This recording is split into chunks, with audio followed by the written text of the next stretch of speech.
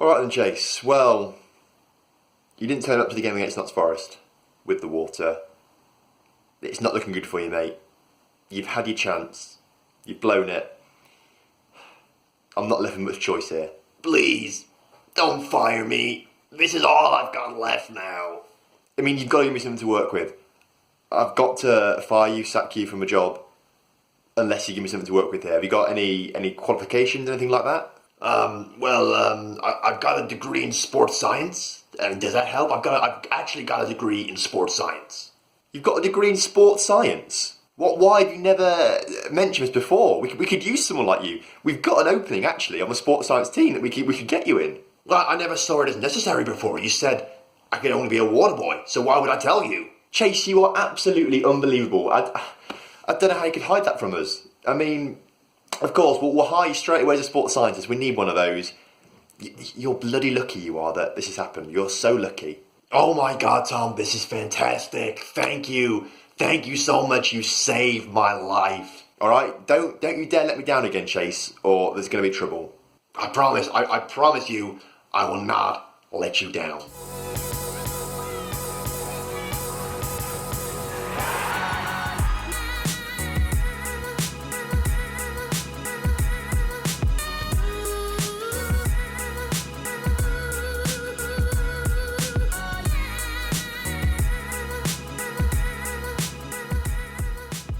Hello and welcome back to the Lincoln Loco. Today, 2 games for you. We're at home to Southend United and away to Doncaster Rovers. Both in League One, of course, and as you can see, we're still sitting pretty in 5th position, which is quite good. Since you were last with us then, which was the Bristol City game and the Notts Forest game, Norwich beat us 4-0 in the FA Cup third round replay, so not particularly great that. Bozzy missed a penalty, and we didn't play very well at all. But they put a full strength side. I think their original, the 2-2, that wasn't a full strength side they played, so we can't be too upset with that, I suppose. We bounced back though with a 2-0 win over Bradford, who are struggling actually in League 2 at the moment, not doing very well. League 1 rather, of course, not in League 2 anymore. We then played MK Dons and Northampton, losing both games 2-1 and 2-0 respectively. Didn't play very well in either of them, and it was a bit of a poor showing from us, if I'm honest with you. We came back though with a 1-0 win over Scunthorpe United. Cameron McGeehan, who was our new signing, who I'll talk you through in a minute, came up good there, scoring a goal. It might have been his debut actually, I'm not sure, but he got the goal at least, so it got us the win. That was fantastic. We then had a thrilling 3-2 win over Wigan Athletic. It was a quite tightly contested game, but we managed to get the better of them that game. However, we played Luton the game afterwards and lost 3-2 with Thierry Ambrose getting a consolation goal right at the end to sort of reduce the goal difference, but we didn't play very well at all. Luton made the better chances. I think we perhaps had more chances created that game, but they did better with their chances that they actually had, so that's why we lost that game. And of course Joe Lumley was in goal as well, so of course we're going to lose that. The transfer then, of course it's now late February, but the transfer window's been and gone.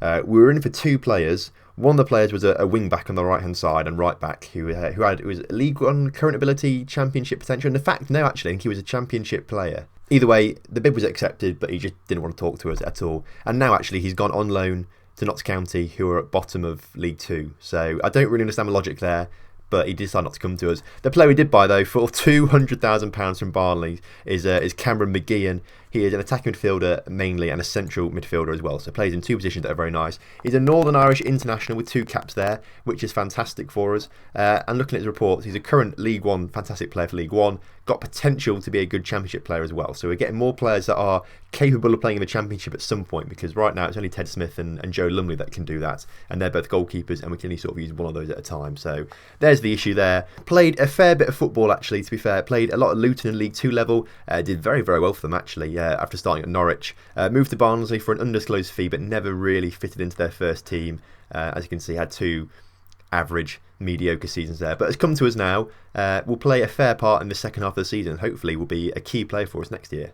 In terms of dynamics though, things are still looking pretty good. Match cohesion good, dressing room atmosphere down a little bit but good. Managerial support still excellent as well. The new signing of McGeehan has worried Elliot Whitehouse and Danny Rose at the moment, but Danny Rose, we've said he's not going to play midfield centre too much, although Danny Rose is probably going to be moved on at some point as he's dropped down quite a bit, so we'll try and move him on sooner rather than later. Probably in summer we'll try and move him on because he's still got another year on his contract. Whitehouse should be worried in a way because he's coming for that attacking midfield position. Whitehouse is a good player for this level, League 1 level, but not Championship, so I kind of want to phase him out and bring this new guy in. But Whitehouse, if we look over here, is the highest average rated player across the whole season. So where do I fit him in? Where do I not fit him in? It's a tough decision just right now. So it's something we're trying to work on a little bit as we move forward, but it's a work in progress. We'll call it that, work in progress. Of course, you saw in the introduction that Chase Dungelheimer is now a sports scientist at the club, which is fantastic, actually. I'm really impressed with that. You know, who knew that he had a sports science degree from Harvard? Ignore the fact that he's 30, looks nothing like him in this picture, and is also from England. And also ignore the fact that if we go to edit nickname, he's actually called Cody Chilwell, which is not a lie. It's Chase Dingleheimer. I promise you, this is Chase Dingleheimer. Right then, the lineup for today's game. We're playing this formation to start off with against Southend because they're the lesser of the two teams that are playing today, essentially. So we've got Ted Smith in goal. He's had a little bit of time out in goal, but he's back in it now after the loss last game, and conceding a few goals recently was Joe Lumley. So we've swapped Ted Smith back in. We've got a back four of Fools, Raggett, Bostwick and Mills. McCasey, Woodyard and McGeehan comes in today. Pure Lucas Byers is tired. He's just come back from a slight knock, actually. So he's on the bench. As is Elliot Whitehouse. He'll get a run out at some point as we try and compare these two and see who's better. But McGeehan is probably going to have the upper hand, really, because he's got a championship potential. Milan Bars and Harry Anderson on the wings. Harry Anderson played very well recently, actually, getting quite a few assists and goals. And Thierry Ambrose starting up front. He's a player that I do want to get back next season. If we can buy him from Man City, that'd be great. He's got a lot of potential. And quite frankly, he's been on fire this season for us. 18 goals, 6... is that pens? 6 penalties, apparently, this season, which I didn't realise. That's quite a lot. Also, 11 assists as well, and 5 player of the matches. He's about to break the assist and player of the match record for us, so he's been absolutely amazing this season. If we can get him back again, I'll pay a lot of money for him. Right, well, kick-off is upon us. We're being very polite, letting Southend, the away side, take the kick-off there. Of course, if you're aware of your footballing knowledge and things like that, you'll know that Ted Smith, our goalkeeper, used to be the goalkeeper of Southend, used to play for them, was released by them in summer, and that's when we snapped him up. I don't know why they released him, because he's a goalkeeper at League One level, which Southend are at, and he's got championship potential, which is what Southend will have wanted. So unless he just said no to a new contract, I don't know, but if he said no to a new contract at Southend, I don't know why he'd want to come to Lincoln, really. But either way, we're happy that we've got him, and he's been a fantastic servant for the club already. In fact, he's also on the verge of a clean sheet record as well. I think if he keeps a clean sheet today, that'll be 12 for the season for him, and he'll have the clean sheet record as well. So a lot of records could be broken in this episode. And actually, if we talk about records as well, the transfer for McGeehan, that is a record transfer for Lincoln as well. So literally, this episode is a record-breaking episode. We've got record-breaking players. That is fantastic. I mean, that's probably going to be the title of this episode now. I've got it sorted. Titling episodes is quite hard, I think. Coming up with title names that will, attract people. As Ambrose gets the ball and scores a goal to make it 1-0 to Lincoln. Fantastic news that is. But as I say, picking names for episodes is kind of hard. That sort of makes it sound interesting.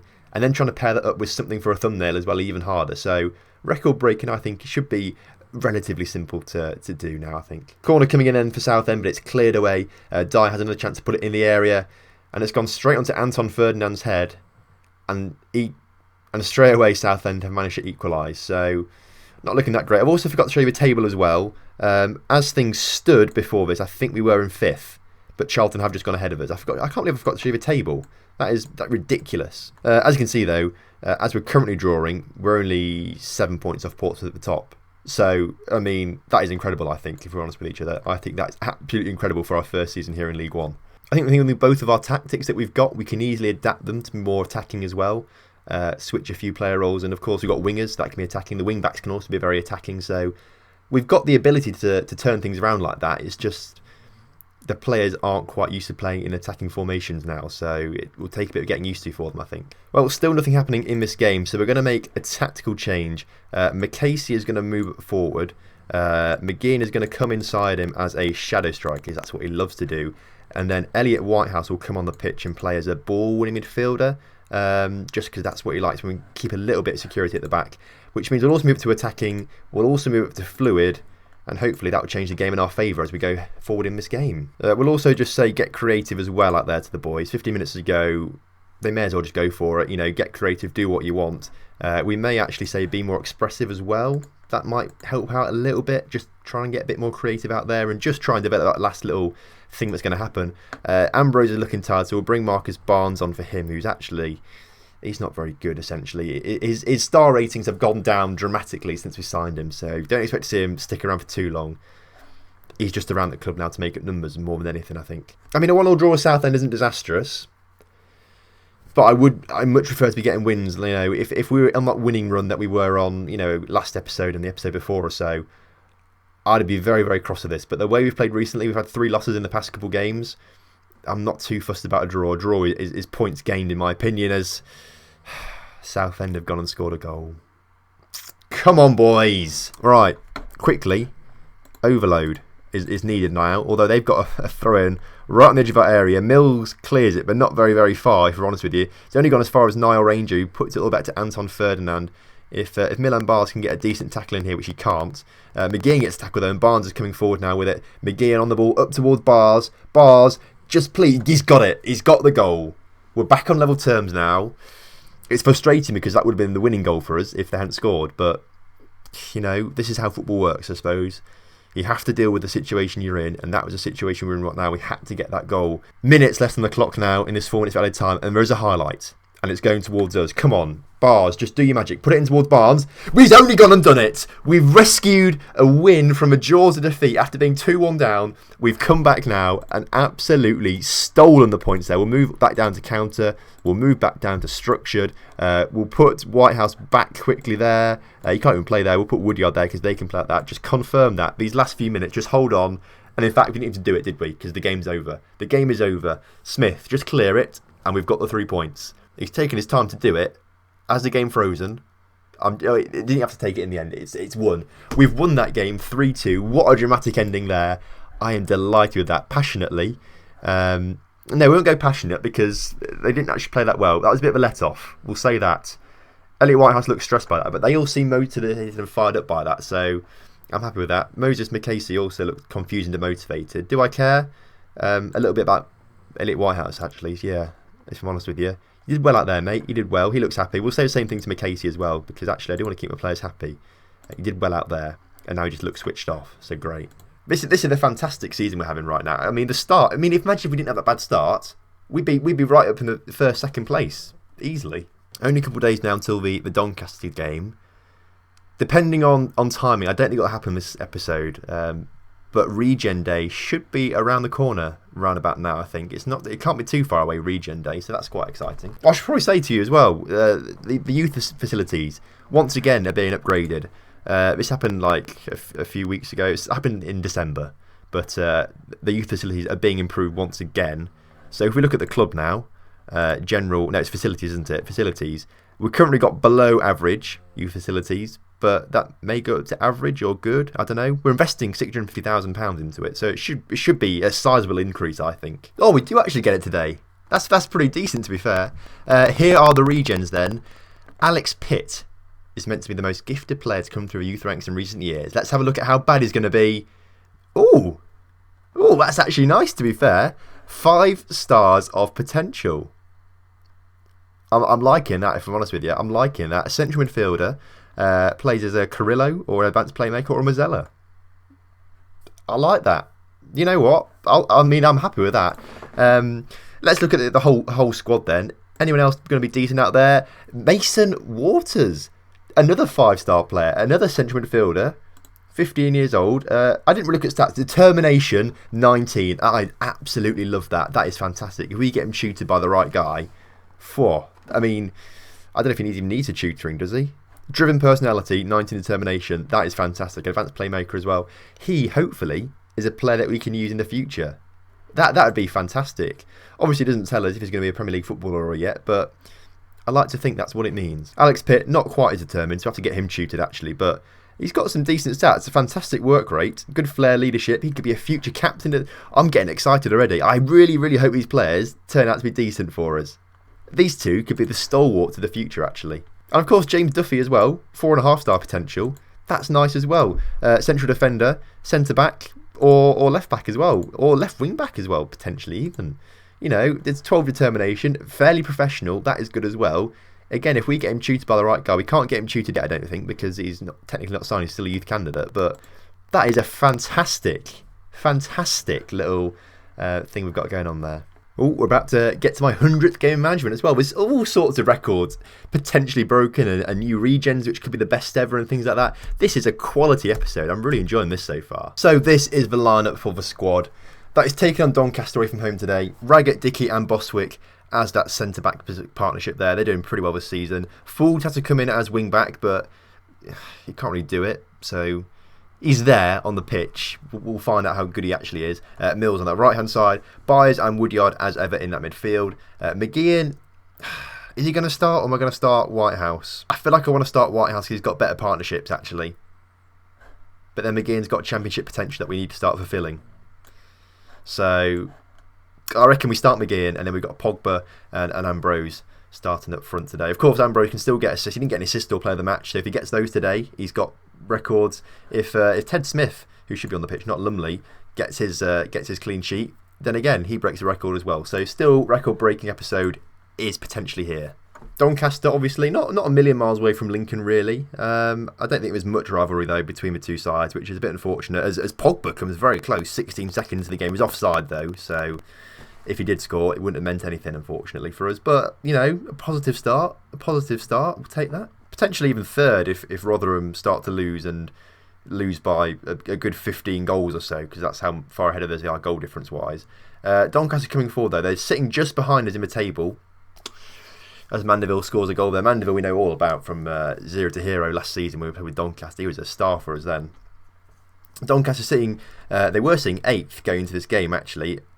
As they take the lead, they're only 1 point behind us in 7th now. So it's a very tight game this in terms of league position. Of course, the stats as well, they're starting to show that it's going to be quite a tight game. But as I said, perhaps the way we're playing games now on this counter and structured formation just isn't having the same effect as teams are starting to figure us out, which is annoying actually, because I was kind of hoping it would carry us through the rest of the season.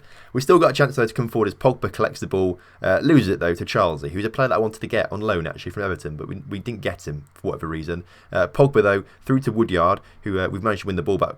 He loses the ball though, does Woodyard, so not great, but we've won it back. Now classically, every time I say we've won the ball, they've won the ball, the opposite happens and we lose it or whatever. So I'm going to stop talking now, and apparently we've just somehow scored a goal. Not entirely sure how that happened because I was looking elsewhere. I genuinely thought their defender had the ball. I guess he got tackled by Pogba and Pogba just put it into Ambrose and Ambrose managed to score a goal. So fair play, fair play to him. If he wants to do that, that's fine. Being back on level terms then is alright, it puts us back into 5th in the league at least. We're still in the playoffs at this point and still a fair few points clear. Doncaster have another corner there, which is how they scored last time, maybe. Unless I just made it up. I can't remember how they scored last time. Mandeville puts the ball back in though, and Nugent heads it across against the post, but it was called offside anyway, so again, nothing to worry about too much. Bostwick's corner, not very good, but goes as far as McGeehan. He plays to Byers, and Byers puts us ahead in the game away to Doncaster just before half-time as well, which is fantastic for us because it ruins Doncaster's half-time team talk. We are 2-1 up in this game, and deservedly so looking at these stats. I think we deserve to be ahead.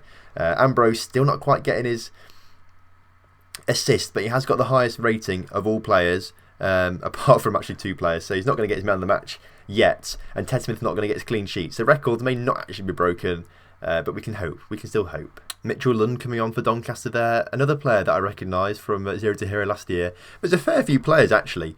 Mandeville and Marquis were fantastic for us when we had them in last year. Lund was another player that we had that was very good actually, as Raggett clears a corner there from Doncaster. Now Byers has a chance to pump the ball forward. He sort of stalled there, but the ball gets to Woodyard though eventually. Through to McGeehan. McGeehan now with a chance to try and create something here. Show him why we should be playing him instead of Elliot Whitehouse. His ball was a good one, but Pogba, his shot wasn't the best. Pogba still trying to work on that deal with Paul as well, his brother. Nothing has materialised there yet, and I'm a little bit worried because I'm sure Pogba's contract ended in this season. If we get promoted, I don't know if we'll hang on to him or not. And that means we then run out of chances to sign the actual Paul Pogba through Matthias. So time's run out for us in that front as well, which isn't great. Oh, I mean, I was about to start talking on that, but then I saw Ted Smith make a save, so I stopped myself.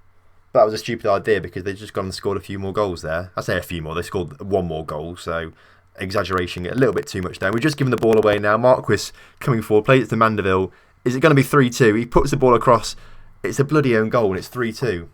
Just like that. Just like that. Incredible.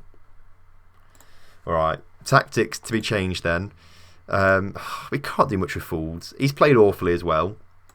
We're switching to this then, which is stupid because we don't have wingers. So we're going to switch to this, which we haven't used for a long, long time actually. So, Woodyard, who's not played particularly well at all, can go as that CDM player, as a defensive midfielder. Right, in the midfield then. We bring Whitehouse on as a ball-winning midfielder on support. We bring McGeehan back, swapping around with Pogba. Do we leave it like that for now? We'll move it to attacking as well. We've made the one change. I reckon that could be okay, I think. We'll make that change, see if that gets us back in the game or not. But honestly, right now, I'm a little bit lost with that. I'm not quite sure how to react. 2 quick-fire goals have done me there. But although McGeehan just loses the ball there in the final moment there. But we've got the ball back. And again, as I say that, we lose it again. So I'm going to stop talking and saying those kind of things. As Mandeville comes forward, not now. Ted Smith makes a great save. Well done, mate. Throw in now for them as well, which isn't great because it means that they've got the attack and they've made it 4-2. After we fought so hard and had such a good run mid-season, are we going to fall away now? Because tactically right now, I'm starting to feel that we're running out of ideas, perhaps. Ambrose has a chance to put it in the area. It's collected by Lawler, so pointless highlight, really, that. I'm being quite negative. We're still in a very, very good position. As this things stand, we'll still be in 6th place after this game. However, we could have been 4th or 3rd. 4th, I think. Whitehouse puts it just wide. That sort of sums the game up, doesn't it? Sums the game up, that, just putting it wide. And again, it's not like we've not been competitive. It's very, very equal stats. They've just had the better chances. Barnes puts it wide like that. That's if we just had a little bit more luck this game, we could have won it. We could have won it if we just had a little bit more luck. Unfortunately for us, though, it's not quite happened. Mitchell's throw-in signals the end of the game. Doncaster 4, Lincoln City 2. So despite the loss, it does leave us 5th in the table. But it does leave us very susceptible to Charlton and Doncaster, who could overtake us and drop us out of the playoffs. We're still 4 points clear of Oxford, so that's okay. Things aren't that bad. In fact, they're very, very good. We're in the playoffs. What am I complaining about? It's just that was a game we could have won, I think. Unfortunately, as well, no records for Ambrose or Ted Smith, which is a bit of a shame, considering that I've now named this episode record-breaking episode. It's a bit of a lie. I do apologise for that, but I said it and I've done it, so I'm a man of my word. Right then, if you've enjoyed today's episode, then make sure you do drop a like on the video. Remember, a like target of 60 likes will get you a bonus episode tomorrow. I think tomorrow will be Saturday. I'm recording this a little bit earlier on in the week. I think tomorrow is Saturday. So if you've got enough likes, which is 60 across all videos this week, then you'll get a bonus episode tomorrow. If not, it'll be on Monday. So if it's looking like we're not going to get the likes, make sure you just go back on some videos. If you've not liked them, like them. Watch them again as well, because that helps as well. Watch it all. Just leave it on the background if you want to. But make sure you drop likes. Subscribe to the channel if you're new around here as well for more Football Manager content, and the journey with Lincoln will continue. Thank you very much for watching, and I'll see you next time.